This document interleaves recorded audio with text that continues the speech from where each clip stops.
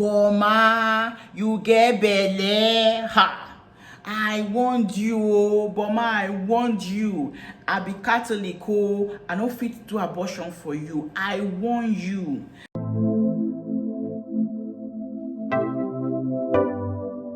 Hello, it's another Friday, and you're welcome to Life Stories with Bussy. I hope you're doing well, and I hope that you're getting ready for tomorrow. I want to say thank you to all new subscribers, and thank you to my returning subscribers. Thank you so much for subscribing. Thank you for commenting. Thank you for referring us. Thank you for sharing.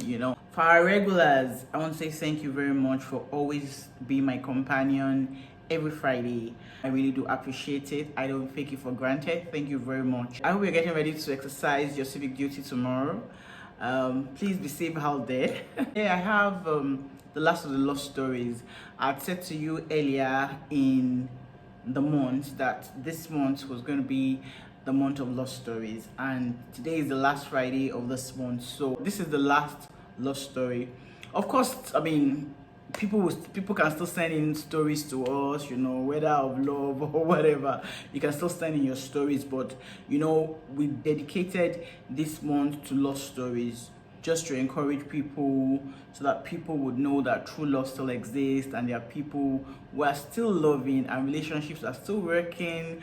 So before you give up on love, people are still loving themselves, marriages are still working. So the idea is, don't give up on love. Today I have a story that was sent in by a couple. I just want to dive into the story immediately. So today, no long talks, let's just dive into the story. This story was sent in by a couple, Obinna and Boma. Thank you, Obinna and Boma, for sharing your love story with us. This is how the story goes. So this is the old man. I says, "Hello, Bussy. My name is Obinna, and this story is about me and Boma, my wife. It's a long story, but I will tell you a bit, and she will finish it up. We're neighbors when we were younger. I believe I fell in love with her as a teenager, but that love was tested. We got close. We started dating. I was 18 and she was 16. I cajoled her into sleeping with me then. She did, and she got pregnant. I denied the pregnancy because I was afraid of my mother, Mama Obinna. But getting Boma to marry me when we got older was war. This woman showed me pay, but I wouldn't have had it any other way. I love her with everything in me." So Boma took up the story, and then Boma goes, she says to me, "Bussy, let me give you the juice." I cannot wait for the juice. I'm guessing that you can't wait for the juice too. So she says, "My Obim doesn't know how to tell stories." So she decided to tell us the story. When a woman tells the story, she will have the curry powder and everything into it. So she's telling us the story now. So she goes, so we're staying in a face me, I slap you apartment. A face me, I slap you apartment are houses that have a long corridor with doors, of rooms facing each other. Yeah. That's what she meant by face me, I slap you. Obinna was staying beside our house. They were staying in a 3-bedroom flat, and his mother had this big shop where she was selling drinks downstairs. They were the definition of rich to me at that time. I had a huge crush on Obinna from the first time I noticed him come back from school. He was in a boarding school initially. I guess he noticed me too, and started talking every time when he came back from school. When he was finally done from school, we saw and spoke every day. Once or twice, his mom caught us, and she shouted that she didn't understand what we had together. She even said that if I got pregnant, she wouldn't accept any child. She warned Obinna to focus and not be carried away by all the small girls in the neighborhood. We all knew Mama Obinna was a tough woman from how she dealt with her customers. Anyway, there was a time she traveled, and for the first time I was invited into their flat. The first day I was invited, we had other people around. The second day, we started to explore. One thing led to another, and I lost my virginity to Obinna. I felt bad initially when the deed was done, but he tried to assure me that it was okay. He was 18 and I was 16. After that incident, I didn't go to his house again. I started avoiding him. He actually came to my house to check me and met my mother. My mother called me out from our room for him. Later, she asked what I was doing with him, and I said nothing. She also shouted like African mothers would do. She said, Boma, watch yourself, oh. No carry belle come for me, oh. Anyway, that was exactly what happened. I started feeling sick, vomiting, and it didn't cross my mind that I could be pregnant. My mother started suspecting that it could be more than malaria when I didn't get better. That was how she marched me to the hospital, where it was confirmed that I was pregnant at 16. Ha!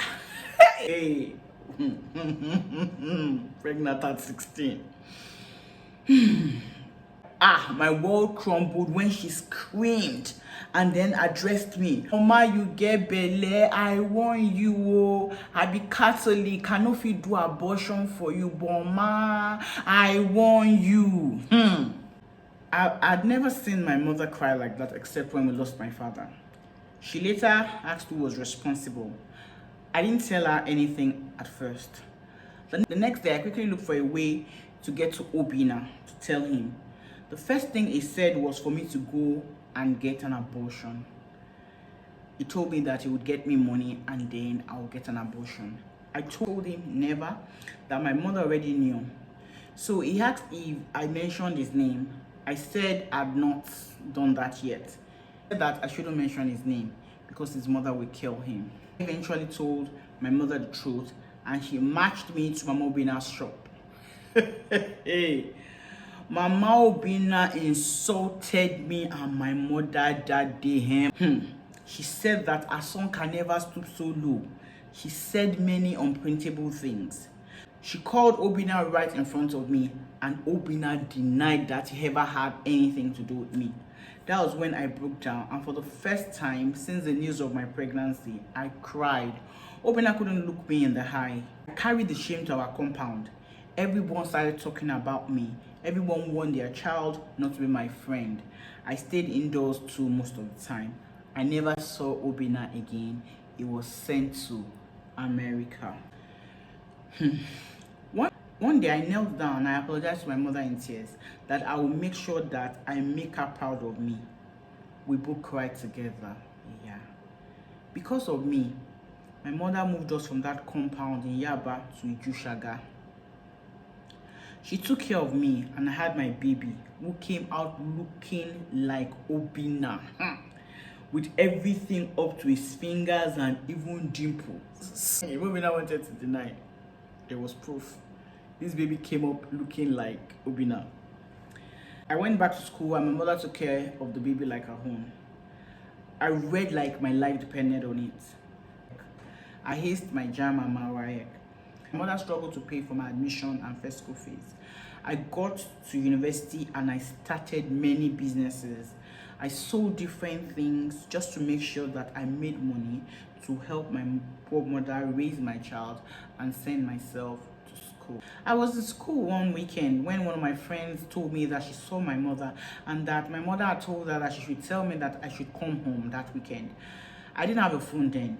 GSM was still very expensive at that time. So I went home and my mother told me that she met Mama Obinna by chance. They met at a wedding and my mother went with my son. When Mama Obinna saw my son, she didn't have to be told that she was looking at her grandchild. She had gotten in touch with her son to ask him again, and he had finally confessed that he believed that he was responsible. Immediately, Mama Obinna had appealed to my mother and she had said she wanted to meet with me. My son was 2 at that time. My mother asked what I wanted to do. I told her that I wasn't interested in having any discussion with any of them. I told my mother that whatever happens, they cannot take my son away from me. Mama Obinna said she would take care of the boy. She would start sending money for his upkeep. Then when he started school, started paying for school fees. When Obinna came to Nigeria, he came visiting, and I heard that he cried when he held his son in his hands for the first time. I told my mother that the boy could visit his father, but that my brother would have to follow. Obinna tried to reach out to me so that we could talk about our son. He sent mail, sent people and all that. But when he sent email, I responded that he should discuss whatever I wanted to with my mother. So for about 6 years, I was able to avoid him. I had finished in the university and I was able to get a good job at one of the telcos. He got my number from my mother.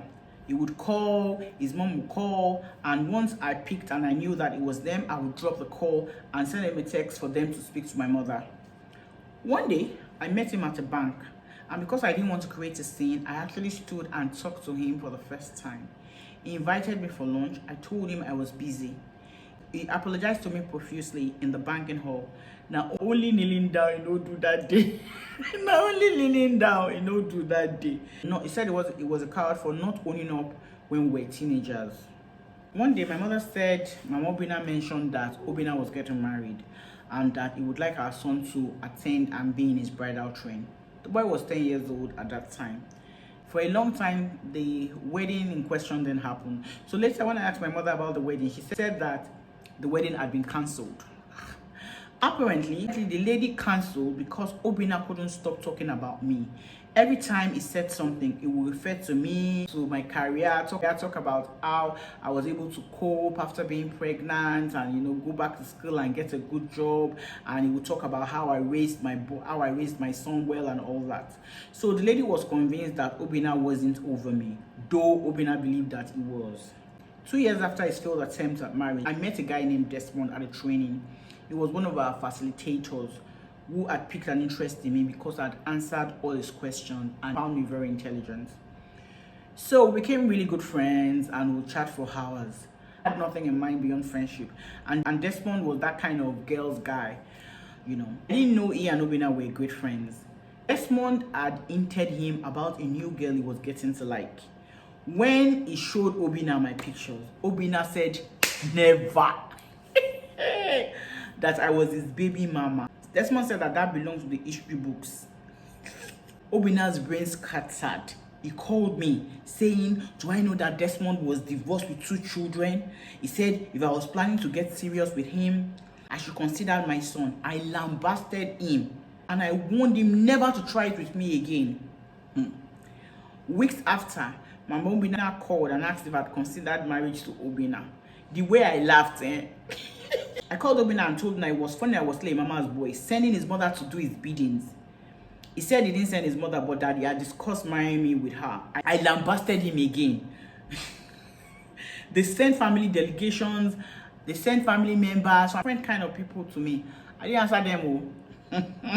Later that year, my younger sister had a baby and she was living in the US with her husband. So they invited my mother for Omugo. I was happy to see her traveling. She deserves so much. We had moved from Idushaga to Lekki and she stayed with me, of course. Anyway, my mother traveled and it was just me and my son. My younger brothers were in school. Then I fell ill and I could barely move. My son called his father in fear. Obinna ran to my house and took me to the hospital.